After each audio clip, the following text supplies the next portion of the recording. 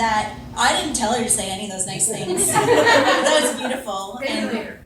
Well, I'll need a copy of that. Yeah. So I'm going to do a little reading because I don't want to public speak anymore because this is the most uncomfortable thing I've ever had to do. So I am going to read most of the chapter. It's a flashback chapter, and I'm just going to dive in. It is set in 1956, so a few years ago. Iris sat by a window in the women's dorm, mending a pair of Roth's trousers, feeling misplaced and lost now that she no longer belonged in the children's room. She sat on a crochet-covered pillow to ease the pain of what he had done to her the night before. Rose had warned her. Rose had said it would be like fire forcing its way inside her. Iris closed her eyes and let out a slow breath, willing her body to be steady as she remembered that flame, the way she'd cried out, the way he'd hushed her, the taste of his leathery fingers as he slapped them over her mouth. "Come for a walk with me, Sister Iris." Her mother stood in front of her, looking like a stranger, horribly thin with sad, tired eyes. "Hello, Sister Margaret," Iris said, shifting in her seat and sucking in her breath as discomfort swarmed her body. "I don't want to walk." She had very little connection with her mother since they became part of life in the compound 4 years before. Other women and older children had been assigned to her care. From her whispered conversation with Rose, she understood this was to cement the feeling of overarching family, that no one was confined to just a mother or a sister. They were all part of one big unit. Blood was not thicker than the word of the prophet. "A walk will do you good," her mother said. "Now that you're a wife, you're allowed to go outside without a chaperone. You should take advantage of that. Plus, the sun is shining today." Iris sighed and stood, setting the pants on the pillow and straightening her dress before following her mother down the stairs and out onto the grounds. She tilted her head back, letting her hair be carried by wind that tasted so sweet she almost laughed out loud. The full effects of the sun kissed her pale skin, sending a rush of euphoria through her body, displacing, for a moment, the pain that lingered. After years of being allowed little more than flagpole ceremonies or open windows through which to feel the breeze, the freedom of the open air was a long-awaited reward, the consolation prize for having left behind her childhood. "It must have come as a shock," her mother said as they wandered an overgrown path behind the building. "What?" Iris asked. "Your wedding night." Iris chewed the inside of her cheek and didn't respond. "I wanted to talk to you, to prepare you for what was coming, but you know how the rules work. Blood mothers do not mother their blood daughters, and no one really talks about these things." "Rose talked to me," Iris admitted. "So you knew?" "Only a little." "Is there much pain?" her mother asked. "He was angry with me because I was afraid of him." Iris couldn't look her in the eye. "He made me bleed."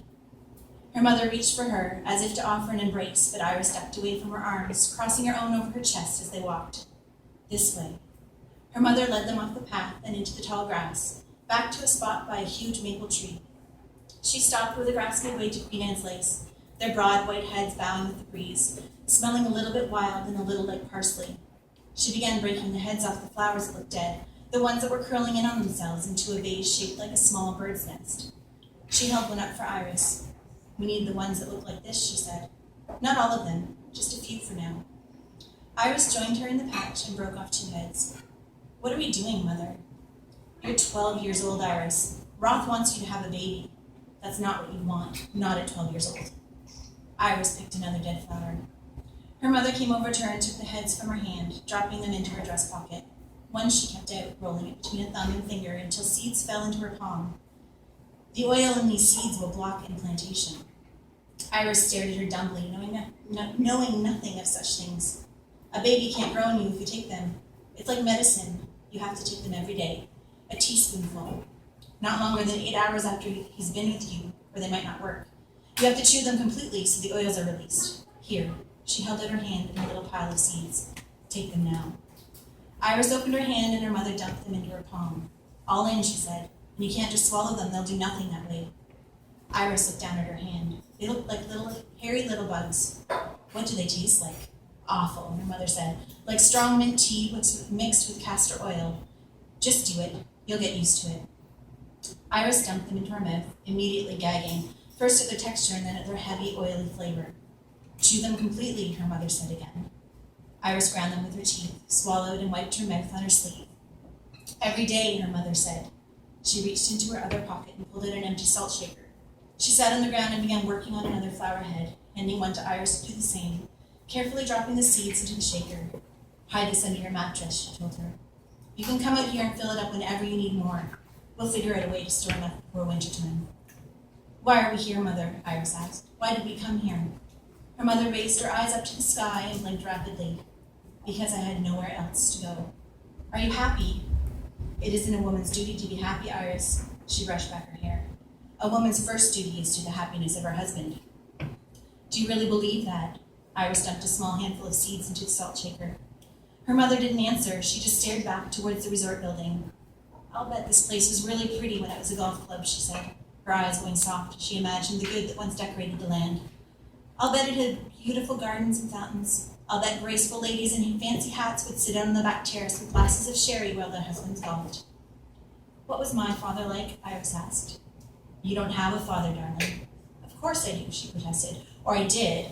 There was a photo of him. I remember it from when I was little. He had hair parted to the side and a thin nose like mine, and he had a little mole just here. She put her finger on her jawline just below her right ear. Was he a good man? Her mother worried her bottom lip for a moment before throwing back her own handful of wild carrot seeds. She chewed without making a face, and Iris realized her mother was the only wife who hadn't delivered a baby in the last year. She had carried 2 in their first while at Harrod & Bless. The first was a boy named Peter, but Iris rarely saw him because he was kept in the boys' dorm where a couple of the unchosen promise book girls took care of him. She never saw the second, only heard whispers of poor Sister Margaret, another boy. But he was nowhere to be found. He simply disappeared. She had no way of knowing what became of him. No one talked of such things. He believed in aliens, she finally said. What? Iris looked up from the flower head she was deseeding. Her mother picked a seed from between her teeth as she talked. He had this old telescope we'd take out to our back porch on clear nights. I'd sit out there with him and listen to him talk about how the world was going to change as soon as people realized how much was out there and how he wanted to be there for the first contact. I always told him he was crazy, but he'd just say, you'll see. And he'd grin like he knew something no one else knew. There was a small smile painted across her tired face. Her eyes focused on something far away she remembered. The night before he left for active duty, he took me out on the porch and we danced while he sang some silly tune about living on the moon. He was my very own Fred Astaire. You still miss him? Iris asked. She seemed to shake herself free of the memories and brought her eyes back to her daughter's face. She reached over and pinched Iris's chin lightly between her thumb and finger. You do have his nose, she said. She sighed and stood, brushing some small pieces of dead weed from the front of her dress before starting to walk back towards the building. This is our life now, Iris, she said. You must make peace with it. If we were to leave, we would have nothing. We wouldn't even have shoes. She lifted her skirts to show her dirty feet and drive her point home. Why, Mother? Iris asked, acutely aware of her own naked feet and the rough ground beneath them. Why do you think we're not allowed to have shoes? Oh, Iris, you must stop this. It's for our protection. He cares for us in his own way. Iris stopped in her tracks. Does he, Mother? She pulled up her own skirts high enough to show the fresh, raw cuts on her inner thigh. Does he love me, Mother? Do you even care what he made me do last night? Her mother rushed back and wrapped her arms around her. I have nothing to give you, Iris. I would give you the world if I could. I would fly you away to the moon, just like your father's song. This is what we've been dealt. We make the best of it we can. Do your duty. She pulled back and tucked a strand of hair behind Iris's ear. You're strange and precious, darling, just like the Iris for which you're named. Be strong. Iris had her face buried in her mother's shoulder. You should have protected me from this, she said around the lump on her throat. Her eyes smarted with hot tears. Her mother held her for a moment, petting her hair and hushing her with tender sounds that reminded Iris she was still just a child, even though she was expected to behave as a woman. I don't know how, her mother finally admitted. Iris could hear the tears in her voice. I will never have a daughter, Iris promised. I will never bring another girl into this life. Her mother remained silent, still smoothing her hair. Has anyone ever left? Iris mumbled into her dress. Only one that I know of, her mother said, unwinding herself from Iris's arms, taking her hand and leading her to the opposite side of the building near the skeleton of an old ski lift. A small mound of dirt was visible through the weeds, and a red cross had been painted on one of the old wooden cross beams. They ran her down with a pickup, she said. Are you trying to scare me? You should know the truth. Accept it. Make the best of it. This is our life. I will leave here someday, Iris told her. Then I will lay flowers on your grave, her mother said, putting her arms around her and pulling her close to her side before guiding her back up the path.